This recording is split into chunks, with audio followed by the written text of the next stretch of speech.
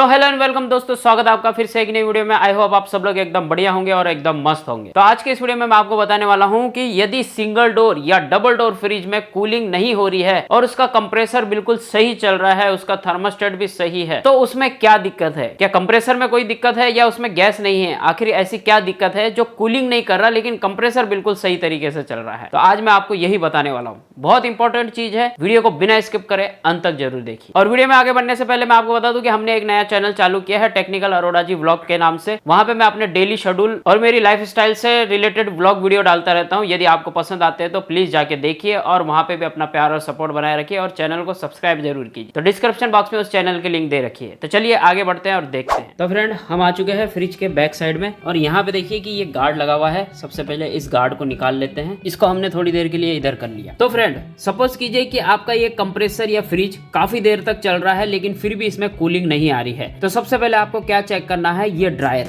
इस ड्रायर के अंदर ये यहाँ पे कंडेंसर की पाइप लग रही है और इधर से लग रही है ये कैपिलरी। आपको क्या करना है कि इस ड्रायर के पास में इस जगह पे चेक करना है, कैपिलरी की तरफ से यहाँ पे चेक करना है। अगर आपको यहाँ पे सिर्फ ठंडा लग रहा है और यहाँ पे हाथ लगाने के बाद में अगर आपको यहाँ पे गर्म लग रहा है तो इसका मतलब ये है कि ये चौक है, यहाँ पे गैस चौक हो रही है, गैस धीरे धीरे जा रही है, इसलिए ये पूरी तरह से ठंडा नहीं हो रहा और फ्रीजर जो है वो आपको हल्का हल्का ठंडा लगेगा। तो उस केस में आपको ये ड्रायर चेंज करना पड़ेगा। इस ड्रायर को चेंज करने के बाद में नया लगाने से पहले आपको ये कंडेंसर को अच्छे से फ्लश करना पड़ेगा और यहाँ पे कैपिलरी जो है इसे भी चेक करना पड़ेगा, इसे भी फ्लश करना पड़ेगा। अगर कैपिलरी को फ्लश करते समय इसमें से गैस बाहर आ रही है, एयर बाहर निकल रही है, तो इसका मतलब यह है कि आपकी कैपिलरी सही है, इस ड्रायर में ही प्रॉब्लम थी। तो उस केस में आपको ड्रायर चेंज करना पड़ेगा। ध्यान से सुनिए, अगर आपको इस जगह पे ठंडा और इस जगह पे गर्म लगता है तो ये चौक है। अगर ये पूरी ड्रायर जो है नॉर्मल टेम्परेचर लगता है कि ये गर्म है, पूरा नॉर्मली गर्म है, ना ही यहाँ पे ठंडा लग रहा है ना ही यहाँ पूरी तरह से गर्म लग रहा है, ये नॉर्मली टेम्परेचर है, इसके ऊपर गर्म है ये। तो उस केस में आपको एक बार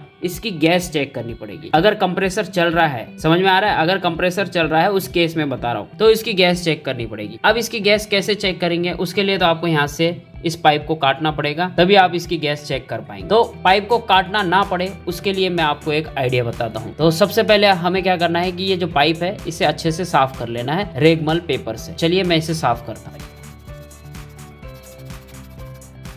तो ये देखिए मैंने इसकी अच्छे से सफाई कर ली है। अब क्या करना है, हमारे पास में है ये पेयर्सिंग वॉल, इसकी मदद से हम इसके अंदर की गैस चेक करेंगे बिना गैस वेस्ट किए। वो बिल्कुल सिंपल तरीका है। तो चलिए मैं इसे आपको चेक करके बताता हूँ। सबसे पहले हम इसे यहाँ से खोल देंगे, उसके बाद हमें इसे यहाँ पे एडजस्ट कर लेना है पाइप के ऊपर। उसके बाद हमें इसे यहाँ से अच्छे से टाइट कर लेना है। अगर ये अच्छे से टाइट नहीं हो रहा है तो हम रिंच पानी का भी इस्तेमाल कर सकते हैं। तो इसको टाइट करना बहुत जरूरी है।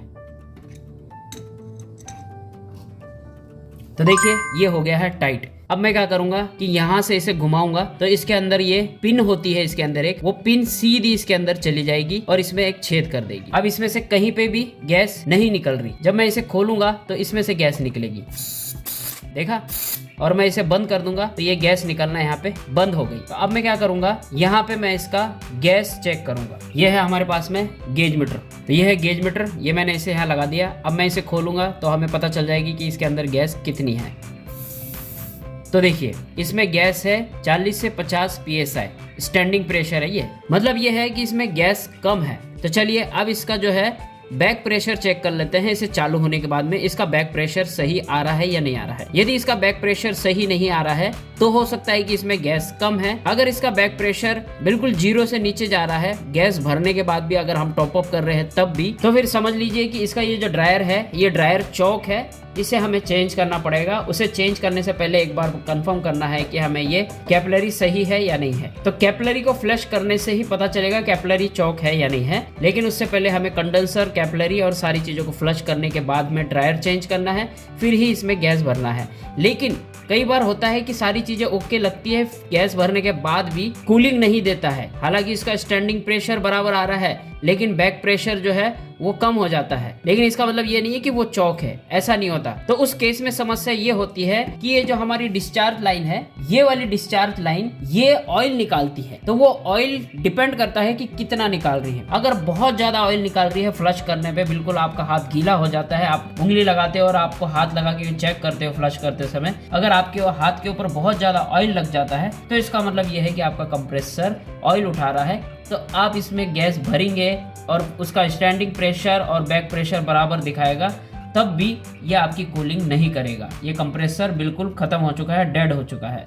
तो उस केस में जो इसके अंदर जो रोटरी होती है, जो पिस्टन होता है जो गैस को सक करता है, वो खराब हो जाता है। इस वजह से वो ऑयल उठाने लगता है और डिस्चार्ज लाइन पे जब हम चेक करते हैं तो ऑयल बाहर आता है। जब भी फ्लश करेंगे ऑयल बाहर आएगा। तो उस केस में ये कंप्रेसर आपको चेंज करना पड़ेगा। तो ये 3 रीजन है आपको ध्यान रखना है। एक तो ड्रायर चौक होने पे कूलिंग नहीं करेगा, अगर कंप्रेसर ऑयल छोड़ रहा है तो भी कूलिंग नहीं करेगा, अगर कंप्रेसर में इस फ्रिज में गैस है या नहीं है उसे चेक करने का ये तरीका है पियर्सिंग वाल्व, ये आप लगा के चेक कर सकते हैं। तो चलिए अब इसका चेक कर लेते हैं हम बैक प्रेशर। तो मैं फ्रिज को चालू करता हूं और इसका बैक प्रेशर देख लेते हैं कि ये इसका बैक प्रेशर कहां तक आता है और अंदर कूलिंग कितनी होती है। तो देखिए इसका बैक प्रेशर 10 से 0 के बीच में है और थोड़ा सा नीचे जा रहा है धीरे धीरे। ये देखिए नीचे चला गया, तो बिल्कुल 0 के नीचे चला गया। तो इसका मतलब ये है कि हमारे इस फ्रिज में गैस कम है, इसलिए इसके अंदर जो है 40 से 50 के बीच में ही हमें इसका स्टैंडिंग प्रेशर दिखा रहा था और अब बैक प्रेशर जो है सिर्फ 0 से हल्का सा ऊपर है। तो इसमें कूलिंग नहीं आएगी, बिल्कुल मामूली सी कूलिंग आएगी, नॉर्मल कूलिंग आएगी। तो हमें इसकी गैस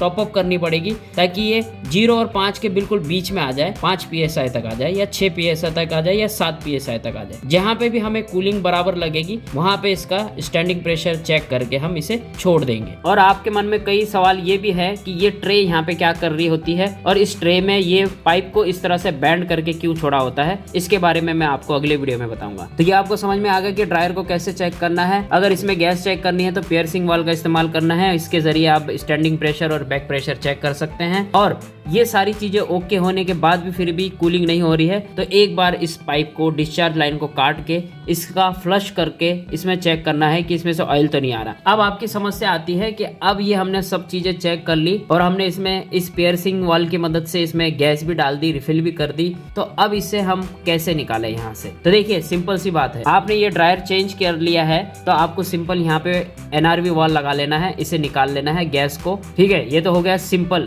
तो आपकी ये पियर्सिंग वाल्व निकल जाएगी। अगर आपको लगता है कि बिल्कुल सारी चीजें ओके है, अब ये पियर्सिंग वाल्व को हम कैसे निकालें, इसमें ऐसी के ऐसे ही सारी चीजें रहने देते हैं। तो सिंपल सी बात है, आपको पंचिंग प्लायर का इस्तेमाल करना है। इस तरह से पंचिंग प्लायर को आपको यहाँ से इसे पंच कर लेना है और उसके बाद में अच्छे से इसे दबा के यहाँ से इस पियर्सिंग वाल्व को निकाल लेना है और जहाँ पे छेद हुआ है वहां पे अच्छे से इसकी ब्रेजिंग कर लेनी है ताकि ये आपकी इसके अंदर की गैस इसी के अंदर रह जाए। लेकिन नेक्स्ट वीडियो में मैं आपको ये बताऊंगा कि इस पियर्सिंग वाल्व को लगाने के बाद में इसके अंदर जो गैस है उससे आप किस तरह से रिस्टोर कर सकते हैं। इसका अगला वीडियो ही आएगा इसी के बाद। इस पियर्सिंग वाल्व की मदद से आप गैस को रिस्टोर करेंगे और फिर आप इस पियर्सिंग वाल्व को निकाल के फिर आप ये ड्रायर वगैरह चेंज कर सकते हो। फिर आप यहाँ से पाइप भी काट के चेक कर सकते हो। इसकी गैस जैसे के वैसे रह जाएगी, आपको दूसरी गैस इसमें डालने की जरूरत नहीं पड़ेगी। गैस रिस्टोर करने के बाद में आप पियर्सिंग वाल्व को भी निकाल सकते हो और यहाँ पे NRV वाल्व को भी लगा के आप ये चेक कर सकते हो। आपको पियर्सिंग वाल्व वहीं पे ही इस्तेमाल होगी जहाँ पे NRV वाल्व नहीं लगी, जैसे कि यहाँ पे नहीं लगी थी, इसलिए हमने ये पियर्सिंग वाल्व का इस्तेमाल किया। अगर ये आपको पसंद आता है तो डिस्क्रिप्शन बॉक्स में इसकी लिंक दे रखी है, वहाँ पे क्लिक करके इसे आप खरीद सकते हो। ये एक टूल है, ये आपको हमेशा खरीदने की जरूरत नहीं है, ये एक ही बार आपको खरीदना है। इसमें आपको यही ध्यान रखना है कि इसके नीचे जो रबड़ का वॉशर लगा है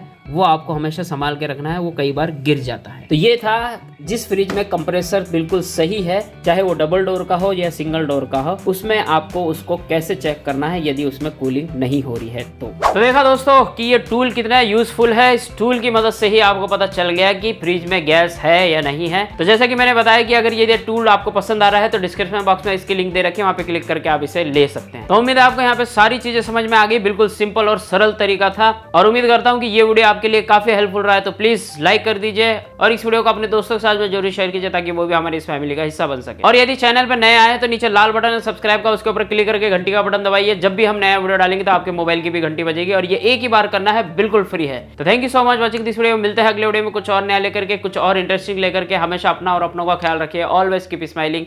जय हिंद।